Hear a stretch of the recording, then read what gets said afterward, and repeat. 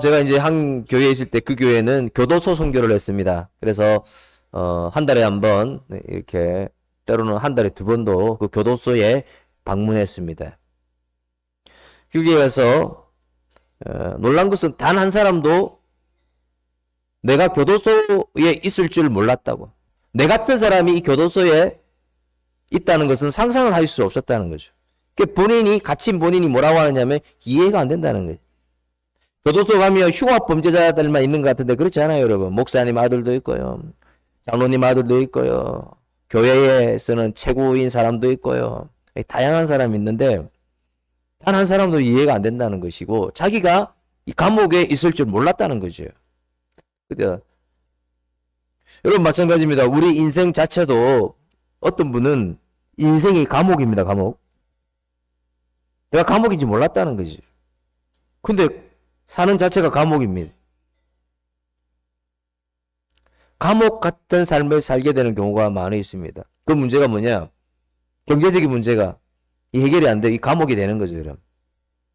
갚아도 안 되는 거죠. 경제적인 문제. 배우자가 감옥입니다, 여러분. 여러분 중에 혹시 배우자가 감옥으로 만드는 사람 있습니까, 여러분? 그거 없죠, 그죠? 근데 배우자가 감옥인 경우, 감옥으로 만드는 경우도 많아요, 여러분. 한 세, 네 분이 웃는 분이 있는데 그 뜻은 무엇일까요? 묻지는 않겠습니다.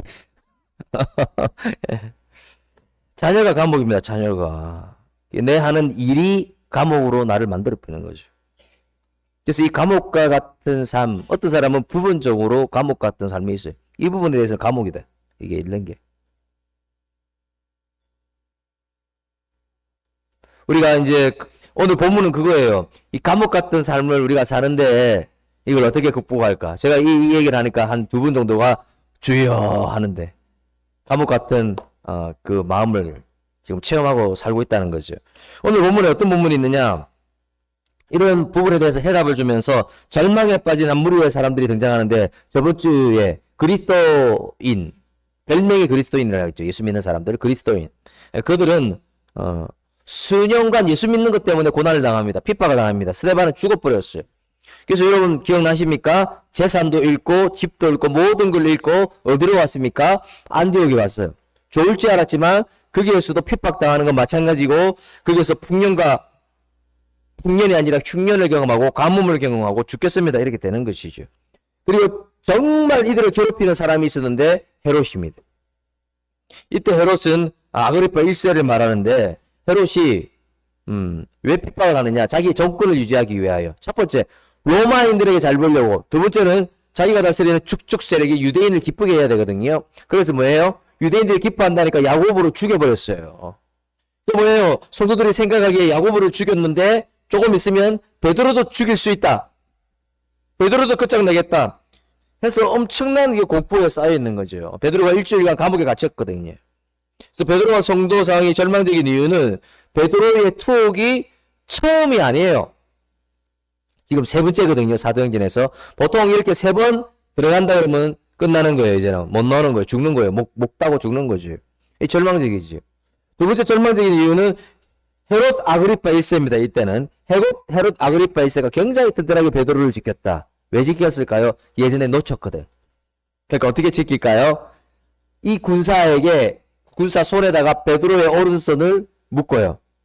쇠창살로 수갑 같은 걸 묶고 또 이 군사에게 베드로의 왼손도 창살로 묶어 못 놓으죠. 못 놓는 거예요.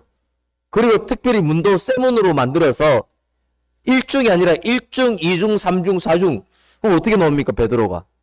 아니, 이게 절망적이죠. 나오지 못합니다. 파수꾼, 보초 쓰는 사람도 늘렸어요. 칸마다 보초를 다 쓰는 거죠. 이 절대로 못 나간다는 거죠. 세 번째 절망적인 것은 시간의 촉박성. 12장 6절 읽어볼까요, 여러분? 사도행전 12장 6절 다 같이 헤롯이 시작. 헤롯이 잡아내려고 하는 그 전날 밤에 이게 무슨 말이냐면 동이 트면 베드로의 목을 자를 그 밤이라는 거예요. 동이 트면 목 날아간다는 거예요. 이게 절박하잖아요, 지금. 베드로는 이렇게 불가능한 창살에 갇혔어. 이거 넣을 수 없어요. 근데 환경을 극복했습니다.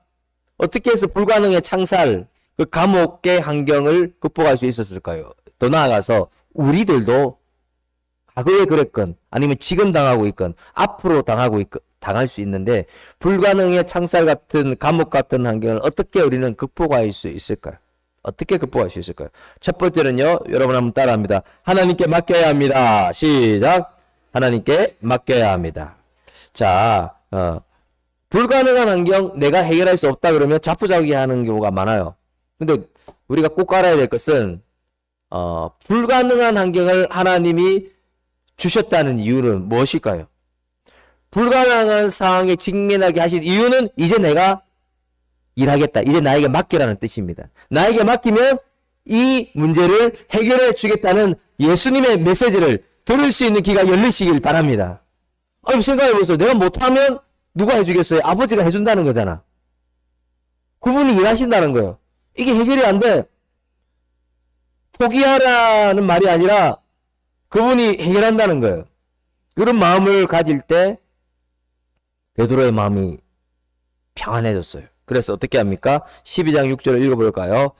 헤롯이 시작. 헤롯이 잡아내려고 하는 그 전날 밤에 베드로가 두 군인 틈에서 두 쇠사슬에 매여 누워 자는데, 야, 여기까지. 저는 잔다는데 은혜를 많이 받았어요.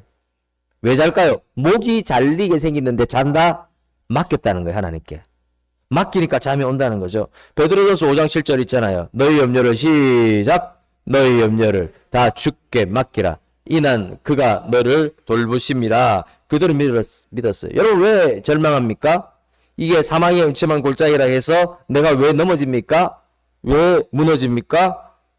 안 맡겼다고요, 여러분. 안 맡겼다. 진짜 안 맡겼다고. 말은 맡긴다고 하는데 생각도 안 맡기고 행동도 안 맡겼다는 거죠. 그래서 무너진다는 거죠. 지금도 말씀합니다. 하나님의 대답. 사랑하는 딸아, 아들아, 맡겨라. 그러면 내가 해결하겠다. 말씀하시는 주님의 음성을 들으시길 바랍니다. 지금도 그렇게 말씀하시죠. 인생은 사실상 풍파의 연속일지도 모릅니다. 목사인 저도 실망하기도 합니다. 막 주일날 끝나고 이제 그러면 좀 지쳤어. 하나님 너무 힘이 없습니다. 너무 지쳤습니다. 하고, 이게 뭐가 이게 잘 안 되고 왜 이렇게 어렵죠? 하면 갑자기 말씀하는 거예요. 내가 목회하느냐? 내가 인생을 사느냐? 내가 가정을 꾸려가느냐? 갑자기 딱 말씀하시는 거죠. 하나님 이게 무슨 말입니까? 보니까 제가 해결하려고 하는 마음이 있었어요. 그래서 하나님이 저에게 말씀하는 거예요. 한마디 합니다. 맡기거라. 나에게 맡기거라. 그러면 내가 알아서 할 것이다. 하나님이 말씀하는 거예요. 그러면서 이런 말씀을 주죠. 수고하고 무거운 짐을 나에게 맡겨라. 그러면 너에게 힘을 주리라. 이 말씀이 여러분의 말씀이 되었으면 좋겠습니다. 우리가 절망하는 이유는 안 맡기죠. 주님의 약속을 알죠, 여러분. 내 인생에 그분이 주인인 거 여러분 믿잖아요. 근데 왜 절망하죠? 안 맡긴다는 거예요. 풍랑을 만난 제자들이 예수님이 옆에 있는데 예수님이 같이 배에 타고 있는데도 막 두려워합니다. 예수님 다 죽게 되었는데 예수님은 왜 가만히 잠만 잡니까? 뭐합니까? 우리 죽는 거 봅니까? 뭐합니까? 자꾸만 그렇게 하니까 예수님이 나와서 한마디 하죠. 잠잠하라 해서 끝나버렸어요. 풍랑이. 잠잠하라. 여러분 뭘 말하죠? 이렇게 말합니다. 제자들에게 어찌하여 무서워하느냐? 왜 믿음이 적은 자다라고 말합니다. 왜? 안 맡겼거든요. 맡기고 나서 제자들의 마음이 어떻게 될까요? 주님 여기 계신 줄 믿습니다. 이 바다가 이 파도가 이 풍랑이 주님 여기 계시니까 풍랑이 풍랑이 반석이 되고 내가 이 바다도 풍랑도 걸어갈 수 있도록 역사하시는 줄 믿습니다. 그 찬양도 있잖아요. 주님 여기 계시오니 주님 여기 계시오니 주님 여기 계시오니 저 깊은 바다도 반석이 되고 찬양 있잖아요, 여러분. 그분이 계시니까. 그러니까 우리가 보기에 파도고 풍랑이고 우리가 어떻게 할 수 없는 거라고 느끼지만 진짜 하나님께 맡기면 진짜 하나님이 절망의 늪도 인생의 풍랑도 승리할 수 있다고 말하는 하나님의 메시지가 보인다는 거죠. 그래서 호주 멜버른에 한 불구자 여인이 있습니다. 이 여인이 참 너무 마음이 아픈 일이 있죠. 그 병이 걸려서 괴사가 되면서 두 팔을 절단을 합니다. 무슨 인생은 두 팔을 절단하는데 뭘 할 수 있겠습니까? 근데 여기에서 끝나지 않습니다. 다리도 괴사되어서 절단해야 됩니다. 팔이 없고 다리가 없는데 이게 어떻게 삽니까? 무슨 희망이 있습니까? 근데 이분이 예수님을 알았어요. 정말 그분을 사랑하고 그분께 맡기게 됐어요. 자기도 모르게. 그럴 때 뭐예요? 처음으로 기쁨을 누렸어요. 마음이 평안해졌어요. 근데 기쁨을 누리고 평안하게 된 것뿐만 아니라 역동적으로 변하는 거예요. 자신이 갑자기. 역동적으로 변하니까 내가 예수님이 기뻐하는 일 해야지 해서 뭘 하느냐면 내가 편지를 써서 예수님을 전해야 되겠다. 근데 여러분 팔이 없죠. 발이 없죠. 뭘 합니까?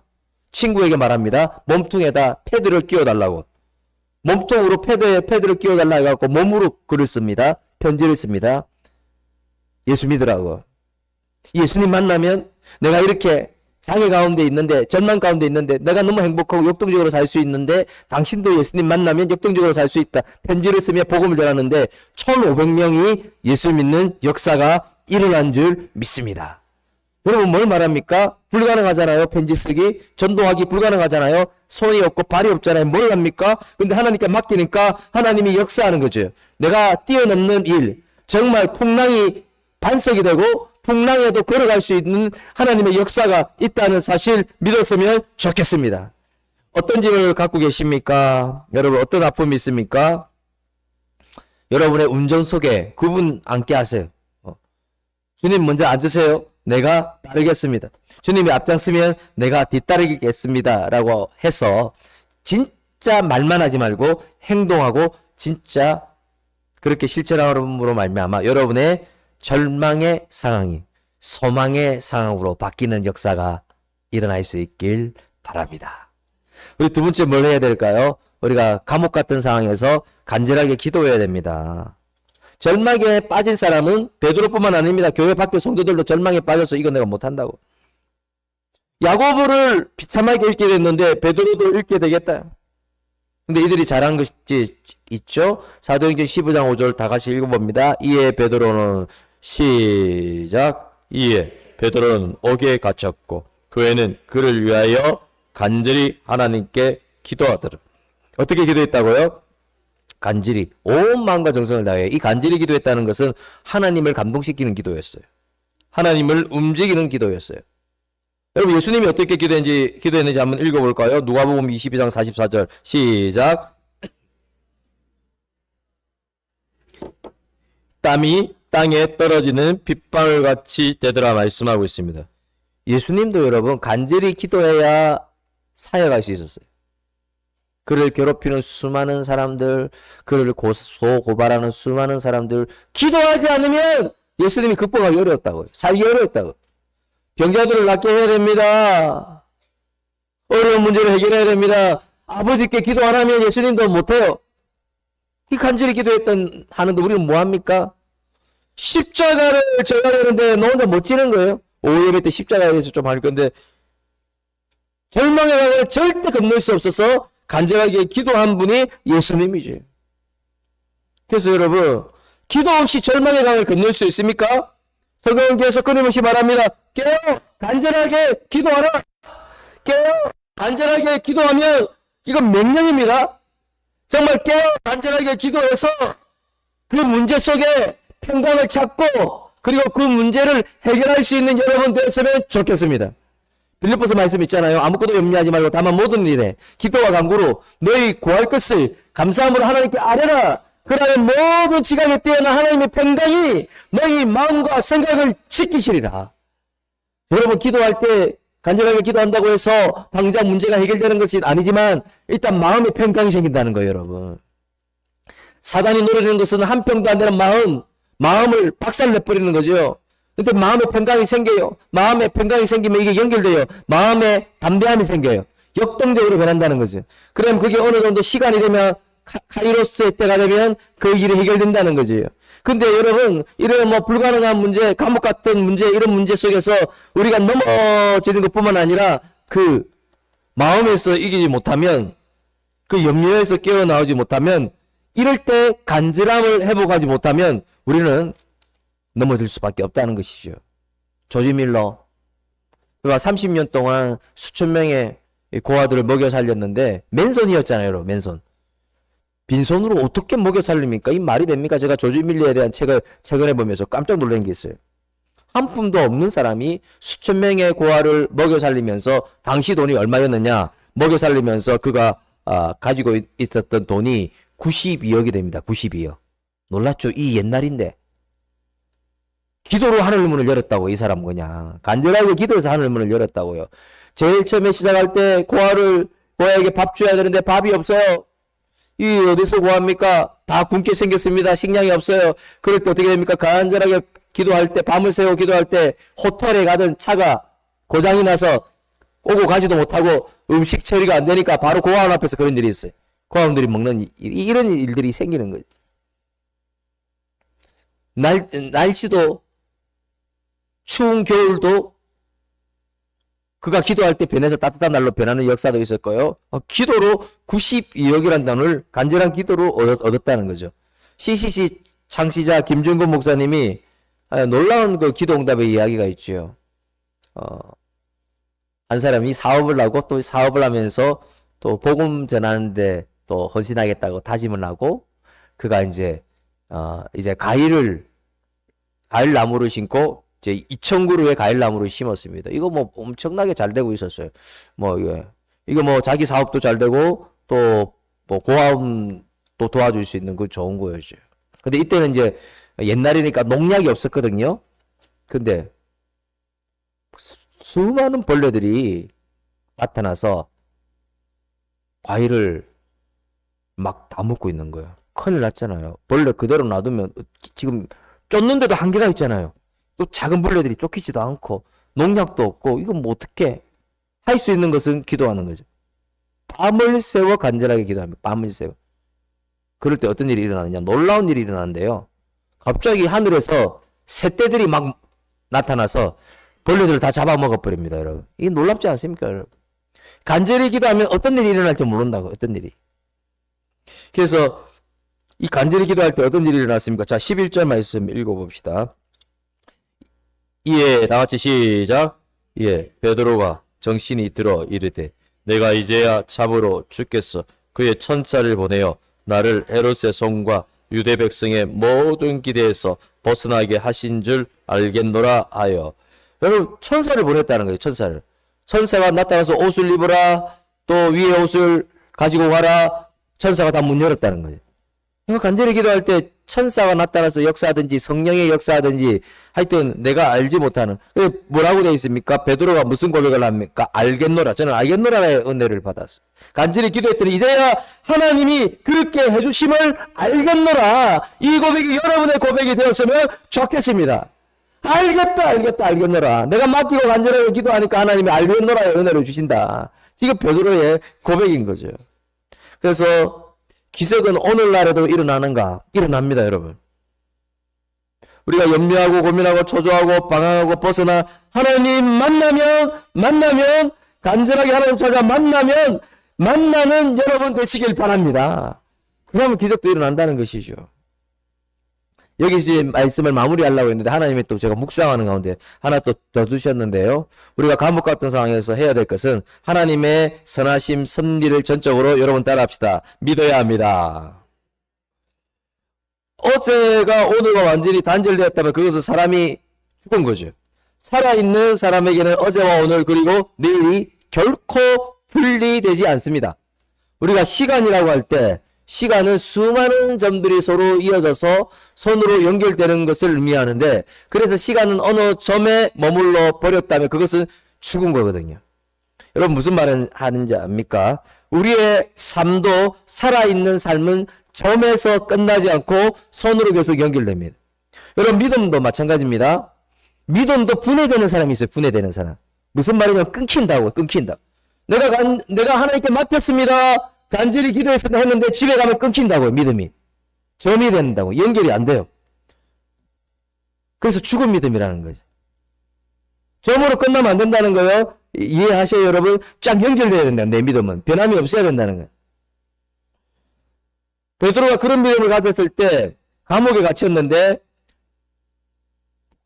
처음에 감옥에 갇혔을 때는요, 처음에 첫날은 간절하게 기도가 돼요. 둘째 날까지도 돼요. 근데 3일, 4일, 5일 계속 시간이 흘러가며 믿음은 그냥 불신을 크게 가져요. 불신이 증폭되어서 이제는 목이 떨어져 죽겠다라고 생각합니다. 내가 언제 죽을지 모른다고 절망할 수밖에 없어요. 그런데 저는 이번 주에 말씀을 준비하면서 잠의 은혜를 많이 받았어요. 잠이란 단어에. 잠의 은혜를 받았어요. 특이하죠, 그죠? 하나님이 저에게 이제 주시는 메시지는 이 본문 보면서 잠의 은혜를 안 받는데 제가 서두에도 말했지만 잠의 은혜를 받았고 하나님을 신뢰하니까 여기도 잠의 은혜를 받았습니다. 자, 두 가지 차원의 잠이 있습니다. 첫 번째는요, 어떤 잠이 있을 거예요? 될 대로 되라는 식으로 모든 걸 포기하는 잠입니다. 근데 이 베드로의 잠은 그거 아니에요. 여러분 한번 읽어볼까요? 다 같이 살아계신 시작.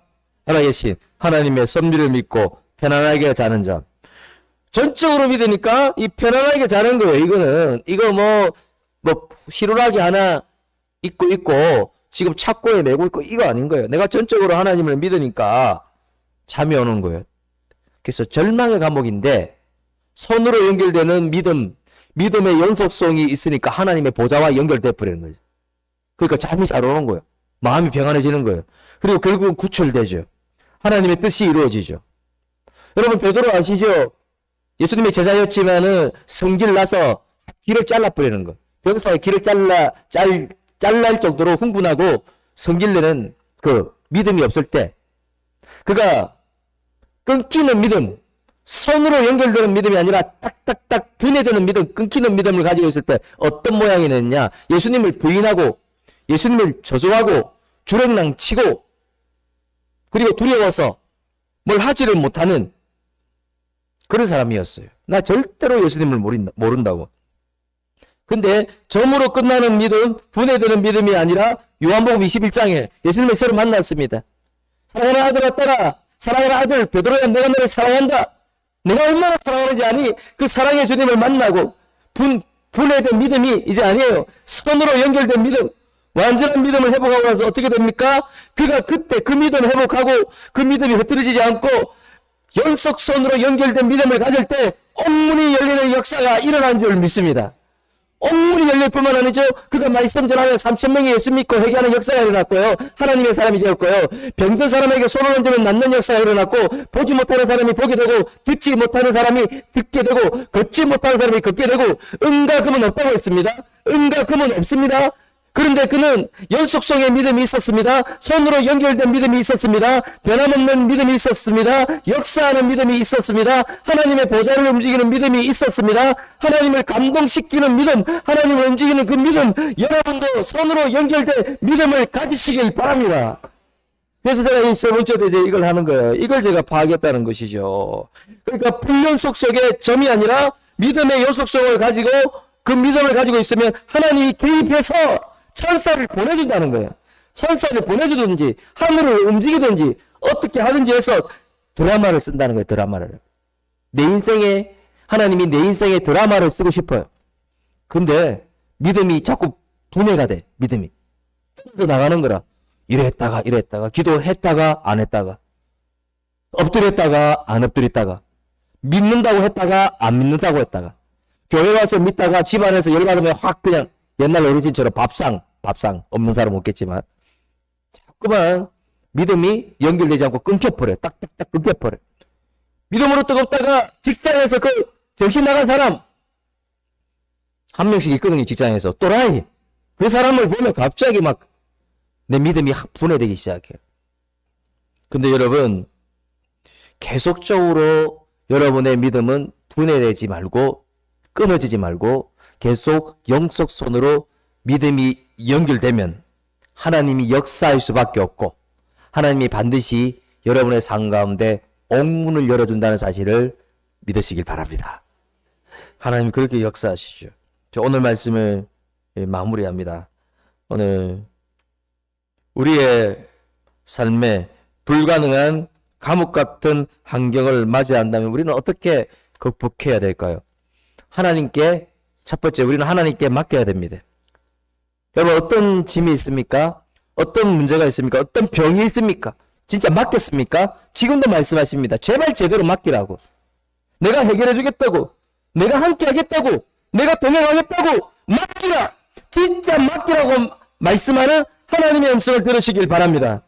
두 번째, 우리 간절하게 기도해야 됩니다. 여러분, 예수님도 어떻게 기도했습니까? 땀이 땅에 떨어지는 빗방울 같이 되도록 간절하게 기도했는데 우리는 했다가 안 했다가 간절함이 없어요. 밤을 새도록 해보셨나요, 여러분? 이 문제 안 된다고 말하지 말고 정말로 그 문제 가지고 한 5분을 제대로 기도해봤나요, 매일? 안 했잖아요, 여러분. 그래서 여러분,